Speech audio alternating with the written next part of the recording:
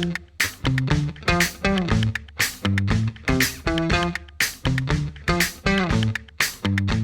back to People Analytics. I'm your host, Lindsay Patton. Today I have with me Anthony Lado, who is the VP of Human Resources at Emory Valley Center. Welcome, Anthony. Hi, Lindsay. How are you? Good. Well, thank you so much for being on the show today. I'm really looking forward to our conversation. Before we get into it, can you tell us who you are, what you do, and why you do it? Sure. My name's Anthony, and I'm a human resource VP at Emory Valley Center. I've done HR my entire life, entire professional life. So, except for a small stint when I thought I wanted to be perhaps a mental health counselor for about 2 years, I quickly changed my major and got a master's in HR from Rollins College in Winter Park, Florida. And from there, I just have taken a very exciting career in HR in a lot of different industries. Yeah, so that's what I want to get into because, one of my favorite things as an independent contractor is that I get to work with so many industries and I learned so much. So what was that like for you, jumping from industry to industry, but still relying on those core people skills? Well, it was exciting. One of the few very smart decisions I made in my younger years. I kind of looked at two things that I wanted. I wanted a career that I could go to different industries, and HR really stuck out, even as I was in graduate school or pre-graduate school, just kind of thinking, because most people in college don't know exactly what they want to do with their whole entire life. And I knew that I liked business and I liked people, but I didn't really know what industries. So I thought HR is something you could probably do in any industry, and I wasn't wrong. Uh, Yeah. it never failed me in that regard. Yeah, and what you say is interesting is that when students get into college, we just expect them to have all their life planned out. Oh, the So, worst. yeah, so how did that, decision of kind of going in to more of a vague general direction of what you really, really like, how has that worked out for you over the past couple decades? It's worked out great. I Nice. think in the beginning of my career, it was holding on for dear life because my first HR job, I came in and I was temporary, kind of a 2-week contract, just filing away I-9s. And it was for a nonprofit alternative education, high school and middle school. And from there, worked there for about 5 years, building that school up. And then we got acquired by a for-profit, basically a consulting firm, government consulting firm. I think they're out of business now or they've changed, but it was ACS at the time. So I literally went from a nonprofit $1 million to a big four kind of consulting firm, Wow. and did 2 years on the road of being sort of the HR consultant. So it was very interesting. And from there, it's just it's never really stopped. Yeah. Do you have a preference in terms of industry, or do you kind of like a little bit like a buffet? Well, yeah, that's interesting. So there's pros and cons to all of the industries, I would have to say, if I'm really being honest. You know, manufacturing has a lot of the speed and a lot, at least in the manufacturing organizations I was in, that were relatively medium sized to small, you have a lot more impact and say in the HR function. I was about to say manufacturing, you had a lot more say so, but to be honest, I worked at Orlando Health, which was a $3 billion entity, a very big organization, Yeah. and it had a lot of similar characteristics to Serta Simmons, which I also worked at. Okay. And they were both similar in size.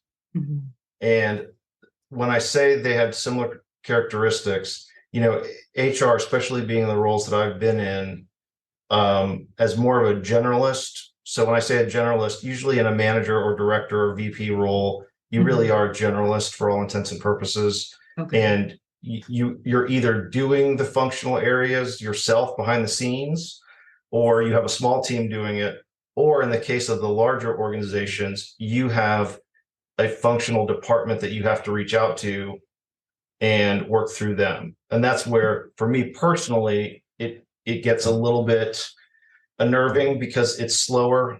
I'll give you an example. In A normal company, I say normal, but in a smaller company where you have a lot more scope of control over recruiting, safety, benefits, when employees come up to you for issues, you can directly address it fairly quickly. Yeah. That comes with the good and the bad because you're also responsible. But as an example, at CERTA, one of the big things they did when I got there is I had HR oversight over 3 of our manufacturing plants. And they had just gone to a center of excellence in which they moved all of the functional areas, recruiting, benefits, safety, a lot of the different areas into one big center of excellence in Atlanta. Mm. So whereas the previous HR person that I took her job, she could directly recruit and fill positions at the plants. The new process when I started was all of those recruiting requests would have to go to Atlanta. Mm. And Atlanta had a process that really took about 90 days to onboard, Wow. not to mention source. So you think, well, okay, it's not your fault anymore. So you can say, I'll be in touch with recruiting. But if you're there on the floor with the employees and you're seeing all the overtime that's being pulled because, corporate still hasn't filled their role, Yeah. you still get the heat. Mm-hmm. It's just in a larger company, you have less control over, you can't just work harder and work to fill the positions. You really are at the behest of the other entity, and you have to learn how to play well with others. Right. Some people Right. love that. I mean, there are benefits to that, and it is nice to have a subject matter expert when it comes to contentious benefit issues or FMLA or workforce work comp. But by and large, my personal preference is just having a little bit more control over the things that I can't control. Yeah, absolutely. It's a very nice feeling. And so you're talking about the experience you've had throughout industries, but I know that one thing is true for you, no matter what, is that a high functioning HR department is necessary. Yes. So what does high functioning look like to you? So I've kind of crystallized that over my many years. And I pretty much now very strongly believe in the following. I think an HR department that really has a grasp of the overall business goals and what their scorecard is, what they're measured on, and what they need, and being, it's a little cliche, but it's true.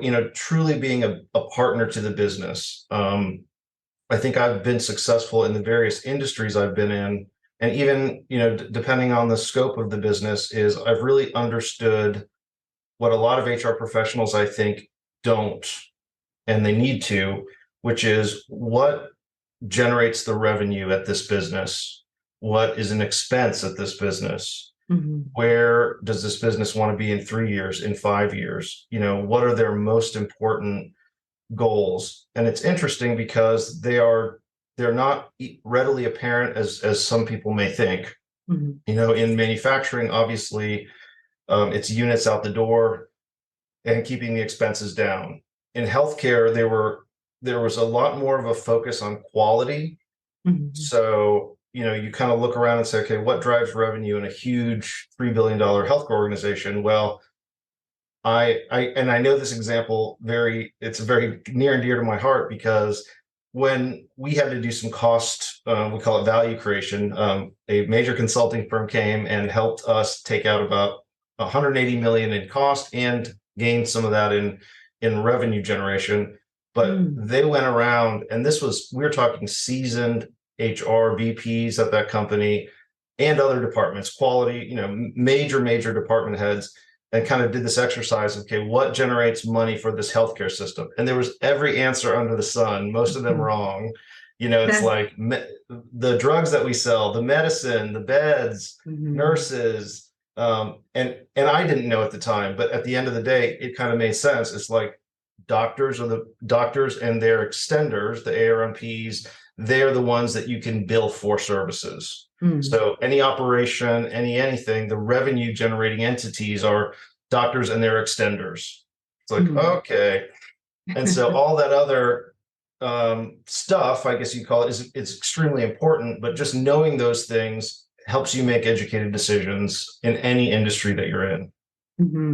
Absolutely. So another thing that I know that you're passionate about and you enjoy trying to find opportunities is leading when morale and pay is challenging. So we've all been in those situations where you just don't want to work because the person in front of you is not being fun. Yes. Oh, yes. And so you like to, find, ways to kind of get morale up. So tell me a little bit about, how you do that.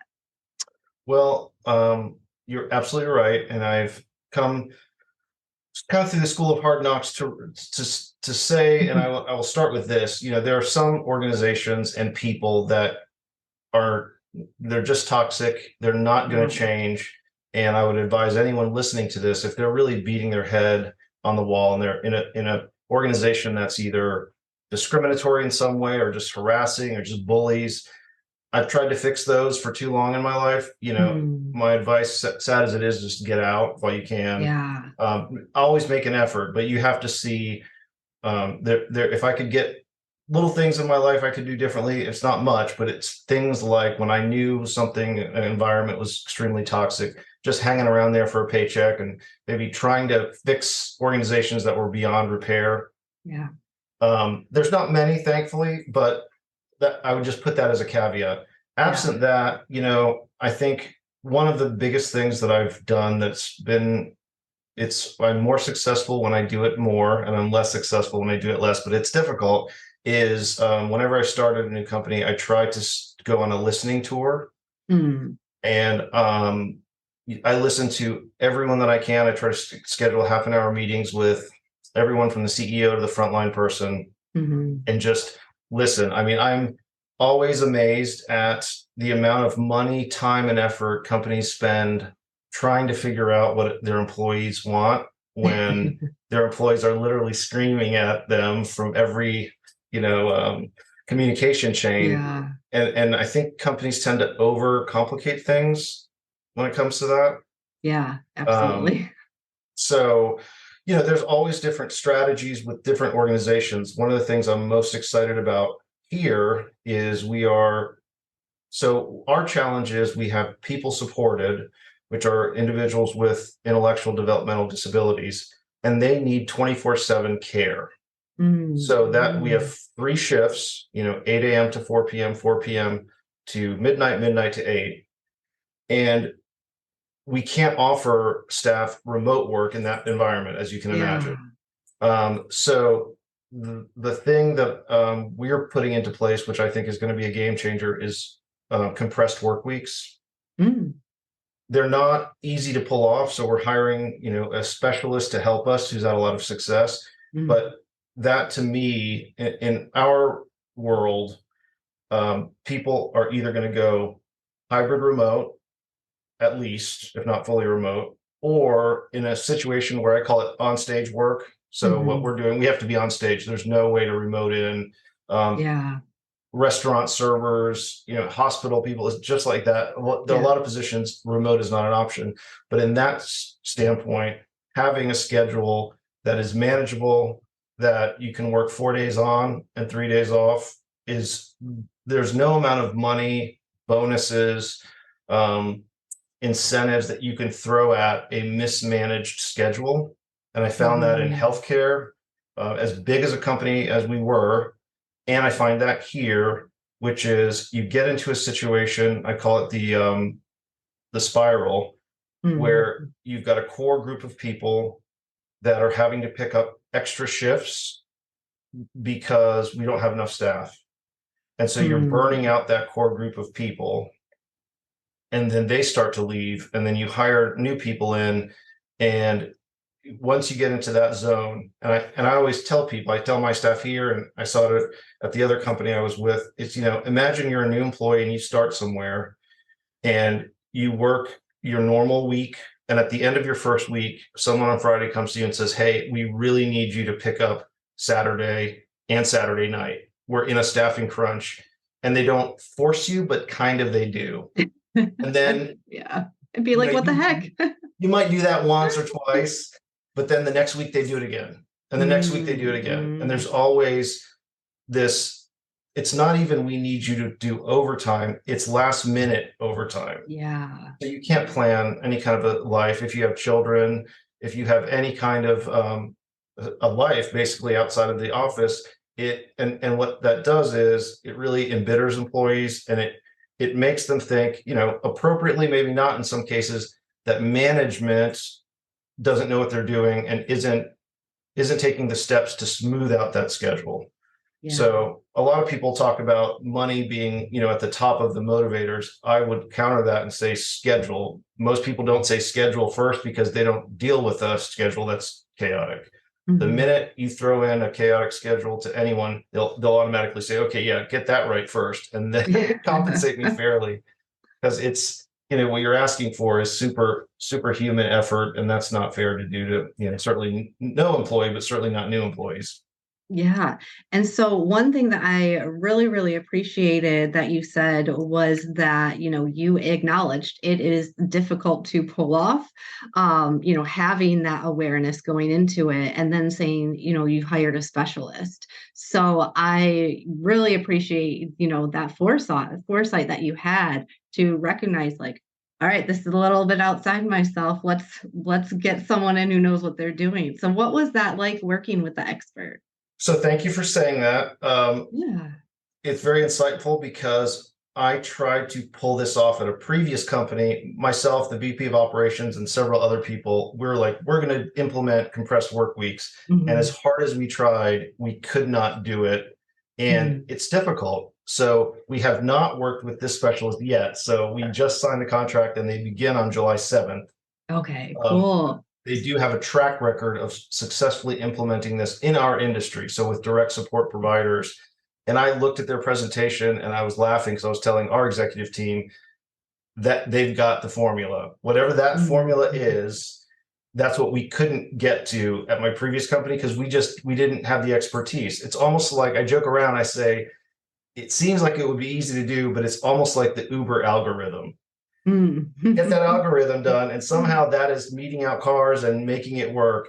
But you think, oh, I could do that. No, you're paying for the presentation that we got, that the way you implement it, the way you break through resistance, because you have plenty of staff that they like 8 to 4 Monday through Friday. Yeah. And the compressed work week is hard to get around. So you pilot it at certain areas. You've got sort of weekend and night coverage. I mean, it's fascinating once you see someone that really has done it before and you see how they lay it out. It's like, oh, okay, that's how you do such a thing. It's not something that, the average person can just pencil whip and, oh, here we go, compressed schedule, everyone.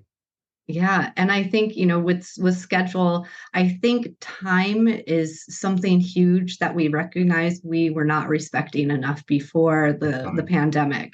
And I think the pandemic really showed us how much our time was being exploited, how much our time was being disrespected. And now we're saying, no, this is precious to me. That's right. How much our time was being wasted. I mean, you think about that's an interesting point. I think about pre-pandemic, just how many endless meetings you would have, and you need it, do I need, and now post-pandemic, I really ask myself, do I need to be at this meeting for the full amount? And I think you're right. Everyone has kind of collectively realized how much of our life credits we're giving away just in wasted time. And I really think, there's controversy about remote versus not. I think it's a healthy conversation because I think at the end of the day, if anything comes out of it, it'll be some sort of a hybrid in which we all recognize, I think the people they want fully remote, there'll always be those people. But for the most part, I think most people want just to not have their time wasted. Yeah. And not have to go in for nonsense things.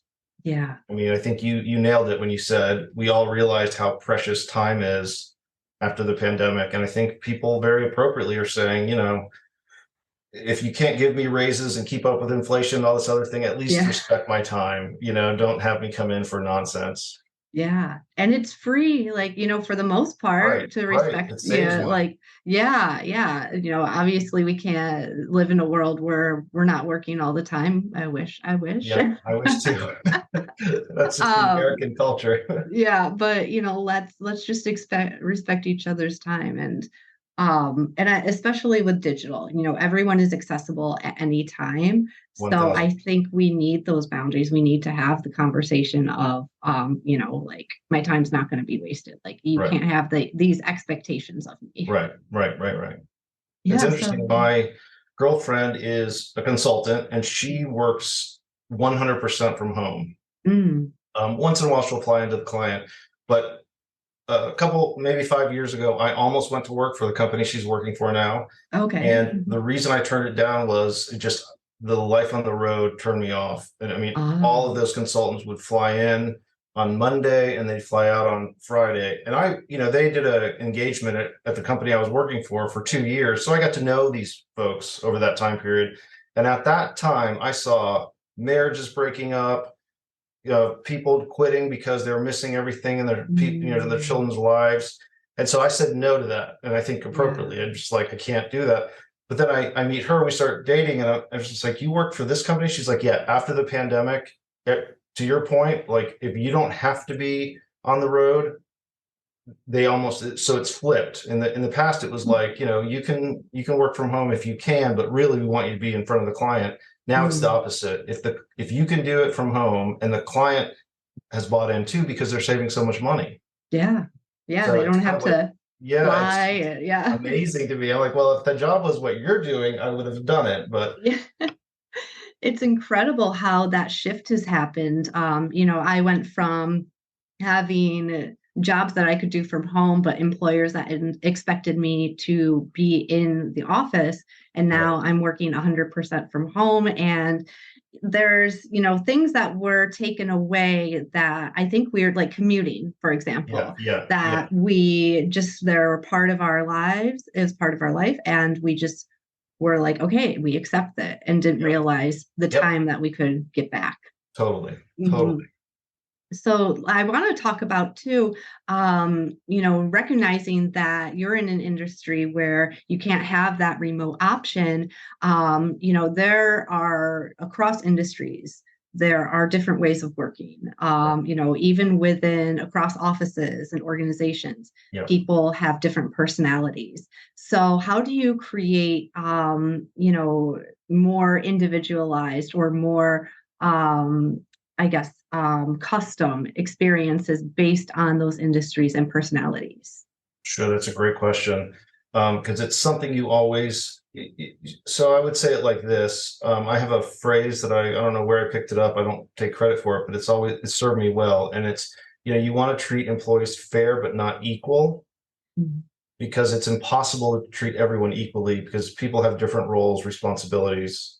So I would say, starting out, if you are an HR professional in an industry in which the vast majority of employees have to show up every day, such as what I'm doing now, or in a manufacturing environment, I would get it in your head that you should show up more often than not show up, because it's a little bit of a respect thing. And also, the employees that if they're tend to be there en masse, they tend to want someone that they can reach out to from an HR standpoint. I'm Mm, talking to yeah. most of the time.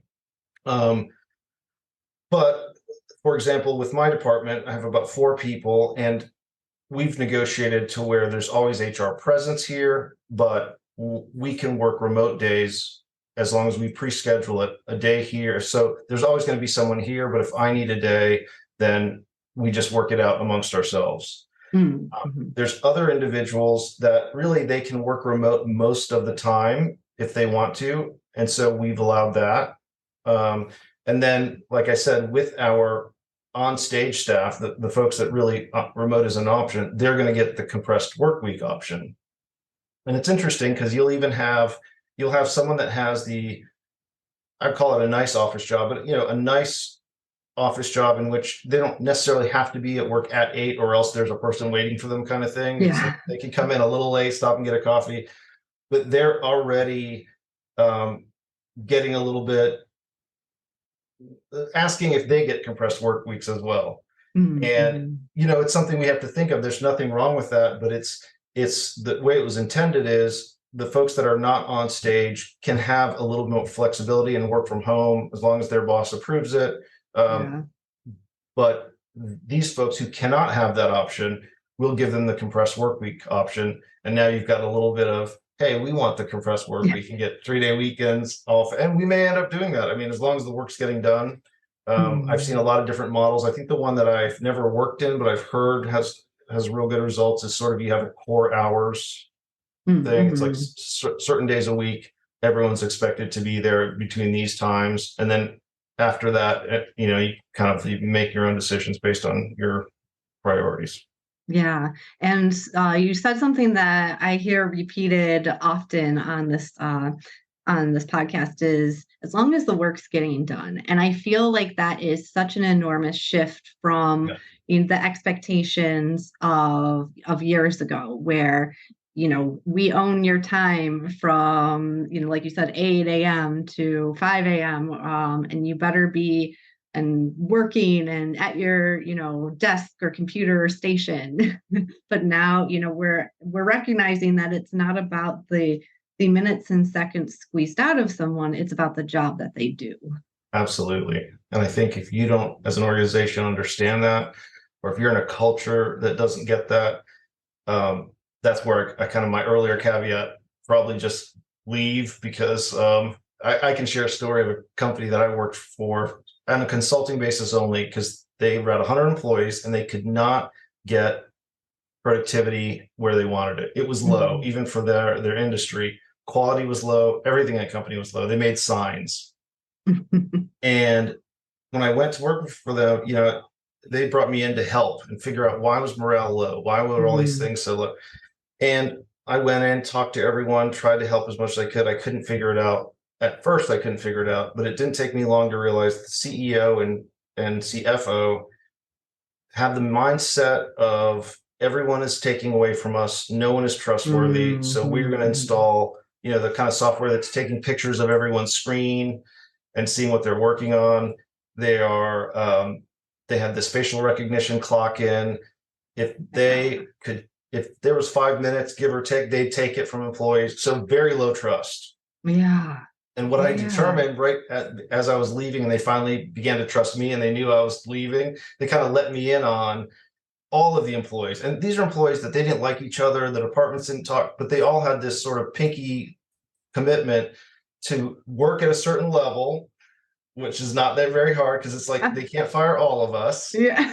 And their mindset was, if you're going to treat us like children, we are going to behave like children. So there were all these, there were all these Slack channels going on their phones and all this stuff. And like, that's how they were communicating. And meanwhile, they'd send like 2 or 3 emails to each other, official emails during the day. And everyone's like, why is everyone just so at a snail's pace? And it's like, well, you didn't see the underground org chart and the underground communication. And that, to me, I've always known that, but that was such a textbook example of you cannot legislate engagement or performance. You have to motivate people and by their heartstrings and get their commitment. Other than that, you can't get it. Yeah, I mean, it's an example of how people can be incredibly clever when you give them a good reason to be. And it reminds me of a story, it's really similar to when my husband and I were in our mid-20s, and he was working at a brokerage firm that was, very similar. Just you have to be at your desk.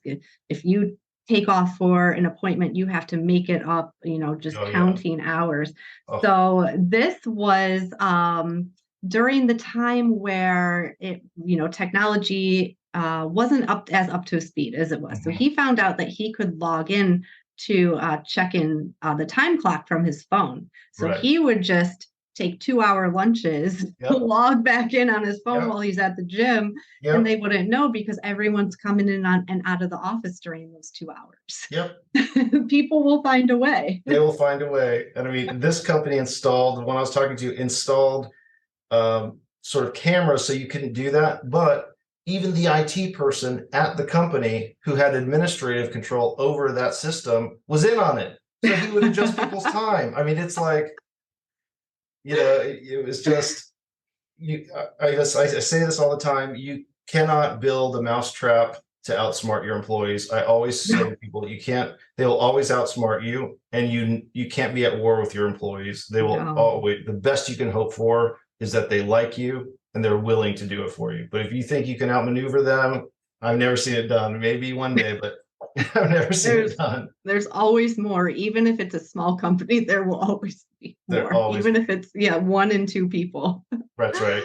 Really, you want to have a culture that is high performing and that will burp out those type of people that aren't performing on their own. We love working here. We love it. We don't want anything to screw it up. So we'll police it. You don't have to install systems and, add in 5 minutes. If you took 5 minutes extra at lunch, it's such nonsense. And I don't know if those cultures can really, I'd be surprised to see how long those cultures actually survive, especially after the pandemic, when you saw really that shift in, okay, no more nonsense time. Yeah, absolutely. It was a slap in the face of we're mortal, what have I done with my life so far? All of this. And now, it's there's a lot of tragedy, but there are a lot of silver linings throughout everything, is that I feel people are leading the lives that they want to lead now. I think that is a big silver lining. Big time. And technology really has enabled that, which is great. I just wonder, I think it took the pandemic for everyone to fully utilize all the tech was in place pre-pandemic. It just was kind of being utilized halfway. And then once we had to, all of a sudden we realized, hey, we can do this all the time. Yeah, we are way more savvy now. Yes. Well, Anthony, this has been a great conversation. I've had a lot of fun talking with you. But before we wrap up, is there anything that I missed or that you would like to add? No, this has been very enjoyable. HR is a great career field. It's probably needed now more than ever. That was the other thing that I kind of thought of, and I don't think I was wrong. It's just like, okay, what will we always have? And it's going to be issues with people, good and bad, for our lifetimes. So I think it's a great career for anyone thinking of a career in HR. Great. Well, if people want to learn more about you, what's the best way to do so? They can email me at anthonyrlado@gmail.com, and I would be happy to reach out to them, answer any questions, share any stories. Awesome. Well, if you or anyone you know is like Anthony, who wants to create a better workplace, a more flexible workplace, and respect people's time, email me, Lindsay at staffgeek.com. Thank you for listening. Thank you for listening to Staff Geek's People Analytics Podcast. I'm your host, Lindsay Patton, and I'm always looking to interview leaders who put people first. If you or someone you know lead with a people-first mindset, please email me at lindsay@staffgeek.com. That's LINDSAY @staffgeek.com. If you want to take things a step deeper and understand your organization's true culture DNA, I encourage you to take Staff Geek's free culture assessment. Just head to staffgeek.com and click the button that says Free Culture Assessment. Thanks again for listening.